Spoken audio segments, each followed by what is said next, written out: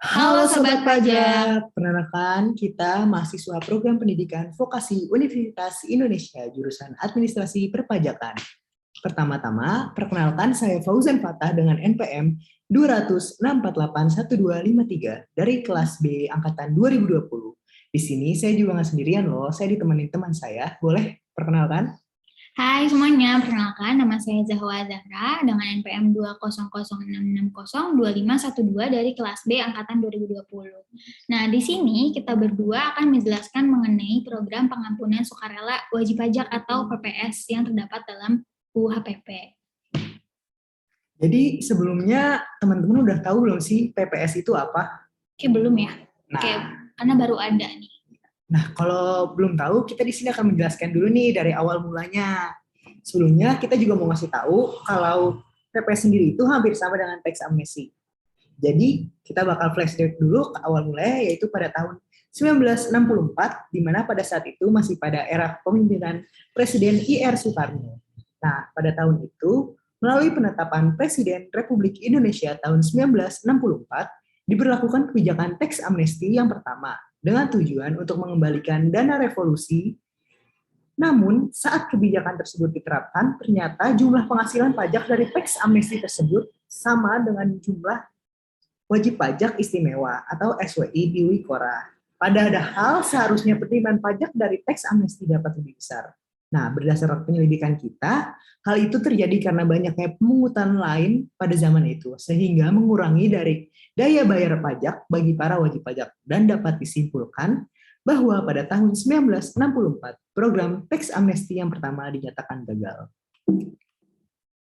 Oke, selanjutnya kita maju sedikit ke 20 tahun selanjutnya, yaitu sekitar tahun 1984.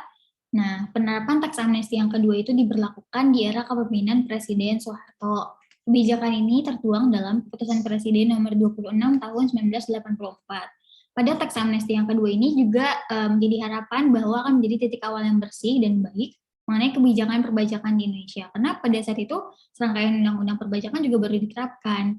Namun lagi-lagi karena baru diterapkan itulah sistem perpajakannya belum terbangun dengan baik, jadi belum siap.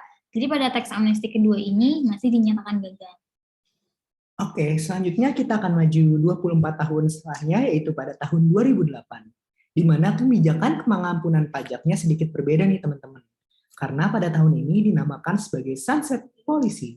Program ini dapat dikatakan sebagai kebijakan paripurna modernisasi bagi perpajakan pada periode 2001 sampai 2007. Nah, di antara tiga kebijakan program pengampunan pajak, kebijakan Sunset Policy dianggap berhasil dalam penerapannya. Hal ini didasari pada realisasi penerimaan pajak pada tahun 2008 yang telah mencapai target sesuai APBN.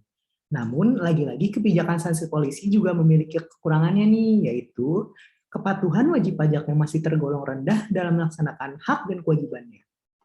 Oke, selanjutnya kita beranjak ke tahun 2016, sekitar 8 tahun setelahnya, baru saja terjadi ada teks amnesti yang ketiga, didasarkan pada Per nomor 11/PJ tahun 2016, sama seperti kebijakan teks amnesti sebelumnya, teks amnesti yang ketiga ini bertujuan untuk mempercepat pertumbuhan dan restrukturisasi ekonomi, mendorong reformasi perpajakan, memperluas basis data perpajakan supaya menjadi lebih valid, lebih komprehensif, dan terintegrasi. Tujuan akhirnya tetap sama, yaitu untuk meningkatkan penerimaan pajak. Nah, untuk yang sekarang nih, baru-baru ini Presiden kita Joko Widodo tengah mengirimkan surat kepada DPR untuk segera membahas kebijakan mengenai teks amnesti jilid 2. Nah, pembahasan rencana program teks amnesti jilid 2 ini kabarnya termasuk ke dalam materi revisi dari Undang-Undang Nomor 28 Tahun 2007 tentang KUP. Oke, kita langsung masuk ke intinya, yaitu PPS wajib pajak. Belum lama ini pada 29 Oktober 2021 lalu kan diundangkan ya Jan ya, harmonisasi perpajakan itu menjadi UU nomor 7 tahun 2021. Nah, rencananya pada tahun depan pemerintah itu akan menggelar program pengungkapan sukarela wajib pajak. Nah, dimulai nanti pada tanggal 1 Januari 2022 hingga 30 Juni 2022. Jadi buat kalian para wajib pajak sudah dapat sudah bisa melakukan konsultasi dengan Fiskus. Dari sekarang, selain konsultasi, kalian juga bisa ngikutin sosialisasinya nanti akan diselenggarakan oleh Direktorat Jenderal Pajak.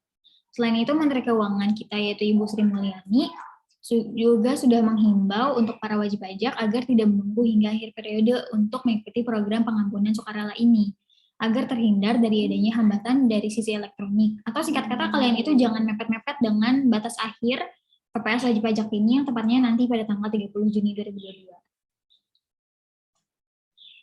Nah, betul banget tuh yang tadi dijelaskan sama Zahwa.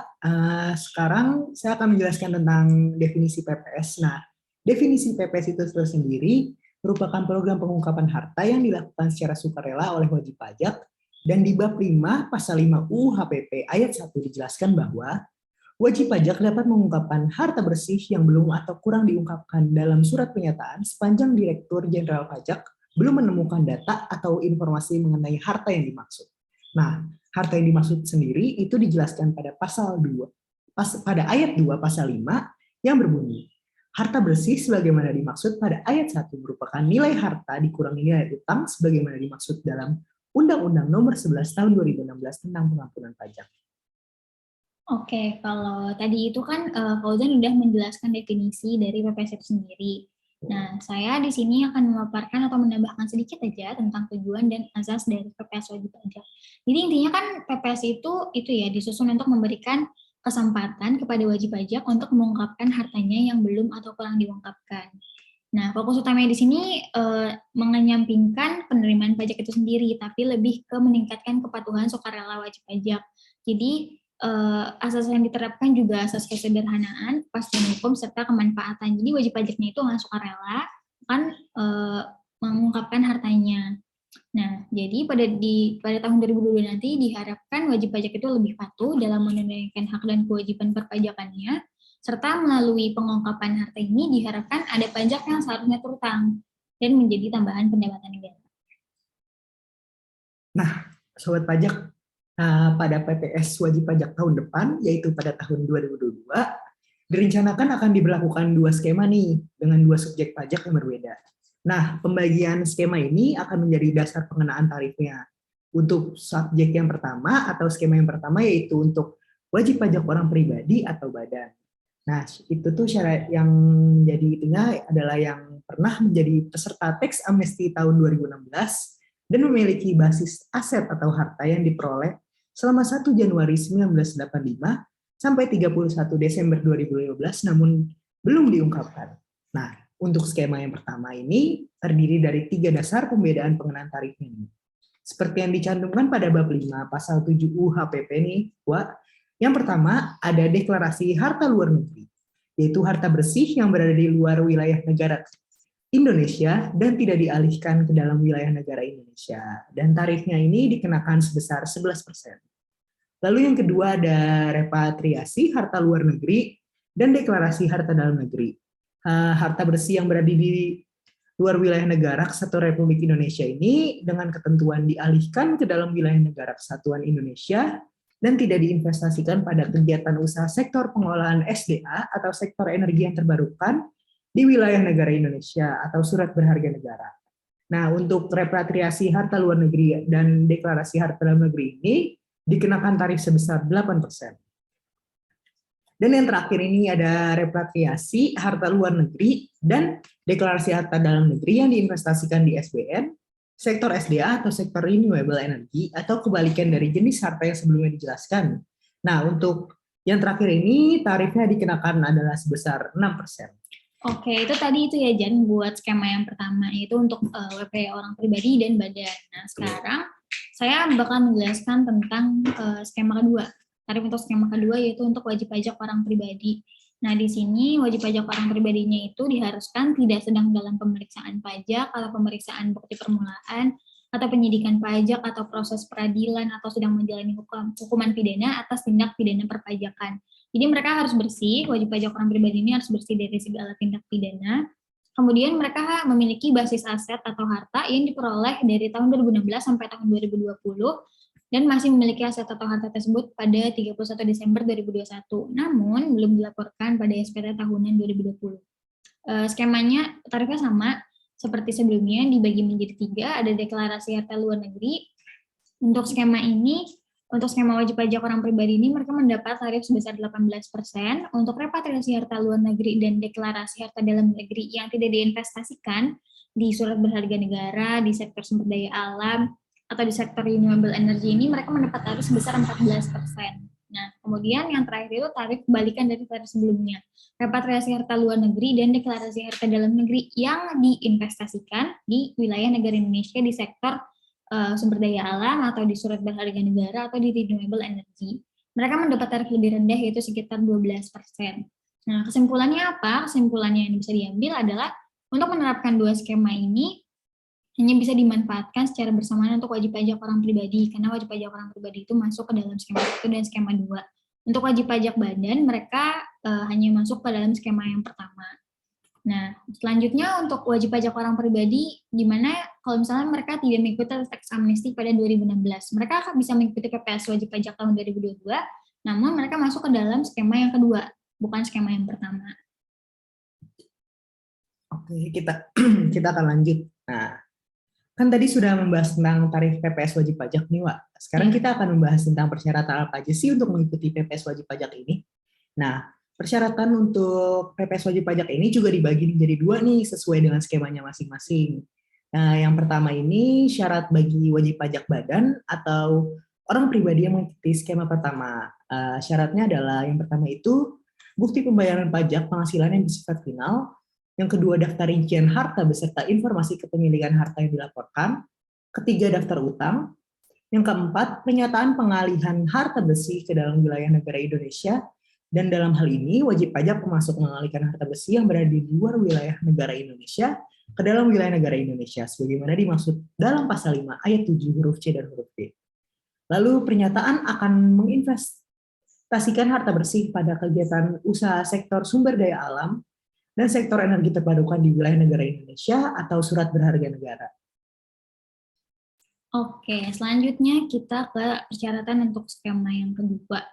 Nah, ini kan mereka wajib pajak orang pribadi. Nah, sudah pasti mereka itu harus memiliki NPWP ya, sudah harus membayar PPh final juga, dan sudah menyampaikan di SPT tahunan tahun 2020. Nah, yang terakhir itu mereka harus mencabut segala tuntutan kepada Direktorat Jenderal Pajak, yaitu yang berupa permohonan pengembalian kelebihan pembayaran pajak, pengurangan atau penghapusan sanksi administrasi, atau pengurangan atau pembatalan atas surat ketetapan atau surat tagihan pajak yang tidak benar, dan mencabut permohonan keberatan, banding, gugatan, dan atau peninjauan kembali. Jadi setelah memenuhi persyaratan tadi di atas, untuk kedua skema tersebut harus mengungkapkan harta melalui surat pemberitahuan pengungkapan harta. Lampirannya itu ada bukti pembayaran PPh pinangan tadi, daftar rincian harta, daftar utang, pernyataan repatriasi, pernyataan menginvestasikan ke sektor tertentu, dan terakhir pernyataan mencabut permohonan. Nah, lalu setelah menyampaikan pengungkapan harta tersebut, DJP akan memberikan surat keterangan atau surat pengungkapan harta. Namun, apabila menemukan ketidaksesuaian antara surat pengungkapan dan keadaan yang sebenarnya, DJP dapat membetulkan atau membatalkan surat keterangan tersebut. Oke, jadi itulah pemaparan kita sedikit aja mengenai program pengungkapan sukarela wajib pajak. Jadi bagi kalian nih, sobat pajak yang udah jadi wajib pajak, udah punya penghasilan ya Jan ya. Iya, betul. Kalau misalnya ingin mengikuti PPS wajib pajak tahun depan, kalian jangan lupa untuk memenuhi persyaratan yang udah tadi kita sebut dan kita bahas. Nah, kalaupun kalian nanti mau ngikutin konsultasi, silahkan mendatangi KPP tempat kalian terdaftar. Betul banget tuh teman-teman, kata Zahwa. Nah, saya juga mau ngingetin untuk mengikuti sosialisasi yang akan diselenggarakan oleh Direktorat Jenderal Pajak. Jadi, untuk sobat pajak, bisa banget nih untuk terus mantengin sosial media DJP untuk mendapatkan informasi terbarunya. Itu kayak di itu ya Jan, kayak di Instagram atau di YouTube. Iya, betul banget. Jadi sekian dari kami. Saya Zahwa Zahra. Saya Fauzan Fatah. Terima kasih sudah mendengarkan. Kurang lebihnya mohon maaf. Sampai jumpa di lain waktu Sobat Pajak. Dadah. Dadah.